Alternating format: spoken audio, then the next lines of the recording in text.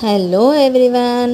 తెలంగాణలో ఆషాఢం లష్కర్ బోనాలు ఎంత ఫేమస్సో శ్రావణ మాసం 2వ ఆదివారం దగ్గర నుంచి ముత్యాలమ్మలు కూడా అంతే ఫేమస్.